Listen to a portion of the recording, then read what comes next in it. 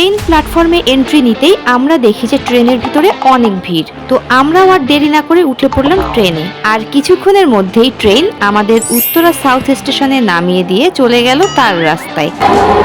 তো উত্তরা সাউথ স্টেশনে নামার পর প্রথমেই আমরা তুলে ফেললাম কিছু ছবি।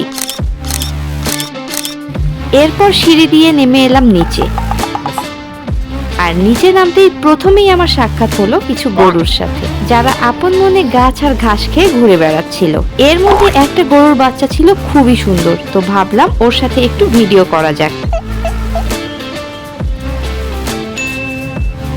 এরপর একটু সামনে এগিয়ে আমরা পেয়ে গেলাম ল্যান্টেনা ফুল ভর্তি এই গাছটা, আর একটা ফুল ছিঁড়ে গুজে দিলাম কানে।